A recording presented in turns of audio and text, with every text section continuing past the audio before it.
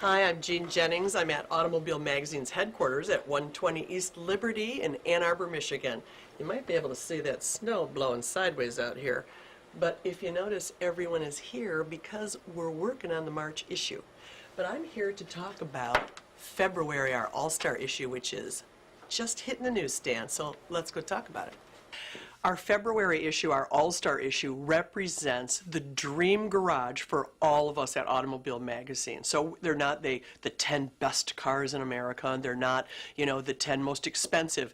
They're a perfect fleet of cars that would satisfy all of us. If we picked 10 Ferraris and Bentleys and Astons and, all supercars, we would look like 10-year-old boys. So at Automobile Magazine, we try to pick all-stars, our all-star fleet, to cover a variety of needs, from entry-level cars, family haulers, sedans, sports cars, and in the end, we have a very well-rounded group of our favorite cars for sale in America. The current crisis in Detroit had no bearing on our picks. We did not just choose these cars for the February issue. We tested these cars last October. And I will tell you, we did not have to look far to find cars in Detroit to make our list. 1/3 of these 10 cars come from Detroit. 2 of those cars come from one manufacturer, and that's Chevrolet. This is the second year in a row Chevy's the only manufacturer that got 2 out of the 10 awards.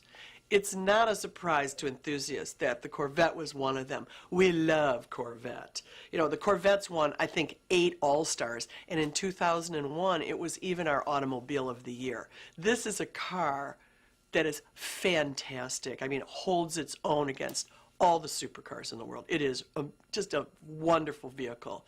The big surprise was Malibu.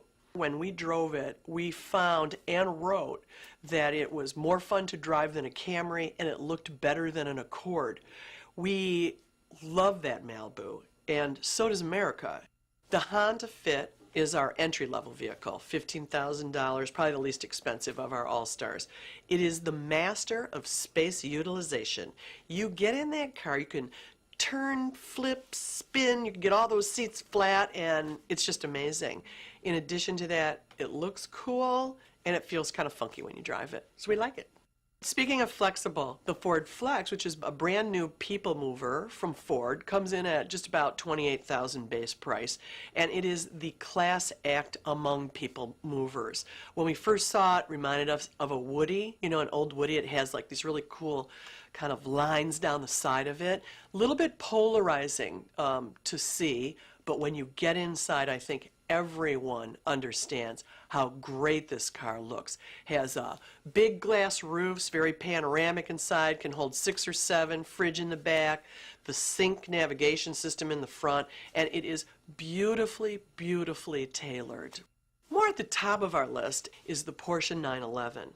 Now, it has won All-Stars years and years and years, sometimes as the 911 Turbo, 911 this. This year, it's been around for 44 years. So this year, we give an All-Star to the whole lineup. And it ranges from about 76 or 7,000 to just under 200,000. That'd be my favorite one. That's the really, really fast one. But you can get, in every version, glass top Targas and convertibles, but it is sublime, delicious.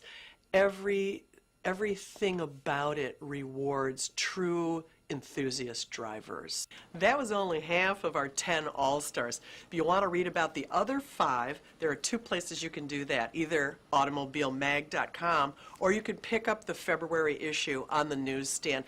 And if you do, you'll find some other pretty cool stories in here. We have a review of the new Mazda 3. We have pictures and information on the new Porsche Panamera 4-door. And we have the 2010 Mustang and a killer story about Scott Speed. Is he too nuts for NASCAR? Pick it up on the newsstand.